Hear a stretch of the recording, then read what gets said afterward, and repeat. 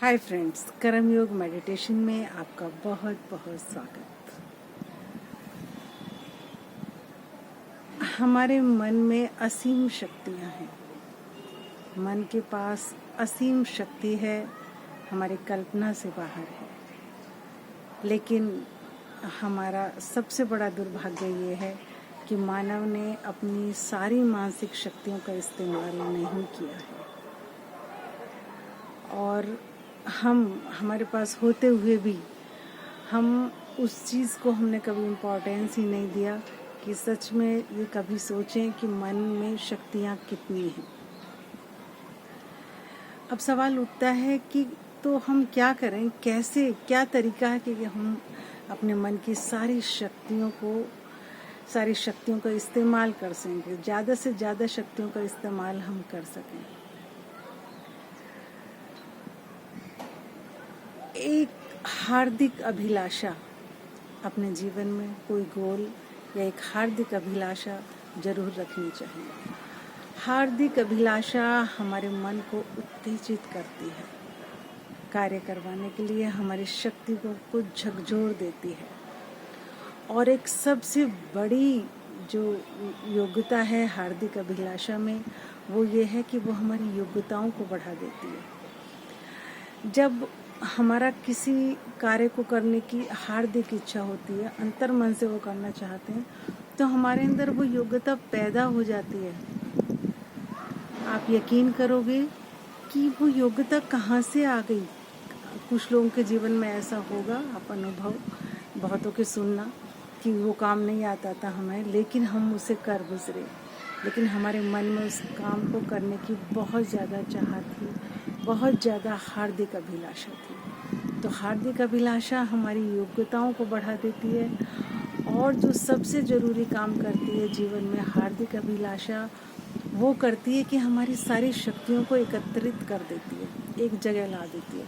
अब हमारी जो क्या है, मन की शक्तियाँ अलग अलग दिखी हुई हैं। हमने थोड़ा थोड़ा करके सब पे उसे बांट रखा है, कुछ दोस्तों में, कुछ परिवार में, कुछ अपने शौक पर, कुछ इधर उधर थोड़ी थोड़ी ऐसी बिखरी हुई हैं कि वो पूरी शक्ति एक काम में लग ही नहीं पा रही और आप समझ ही नहीं पा रहे कि किस तरीके से हमारे पास कितनी ज़्यादा शक्तियाँ हैं।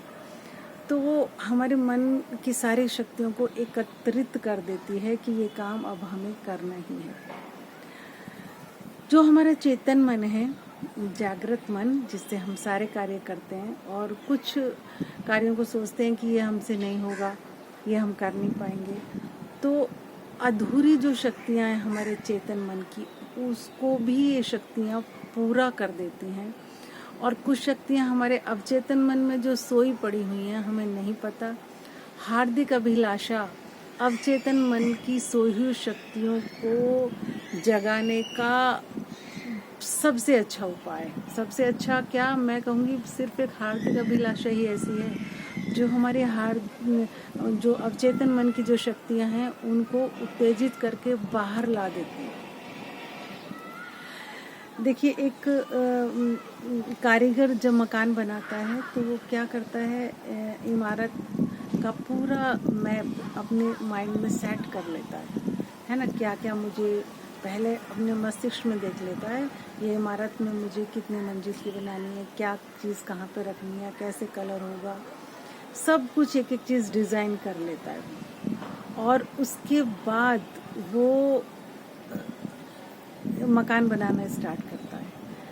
तब वो मकान बनाना शुरू करता है, तभी तो उसकी सारी शक्तियाँ काम करती हैं, सारी शक्तियाँ वो उपयोग में लाता है। हार्दिक, ये जो हमारी कल्पनाएं हैं, हार्दिक अभिलाषाएं हैं, ये हमारे जीवन रूपी इमारत ही हैं और हमारे जीवन को अच्छे से, बहुत अच्छे से, मतलब हम सोचते हैं कि ये काम हम नहीं कर पाएंगे, लेकिन वो काम हम बहुत बेहतर तरीके से कर गुजरते हैं।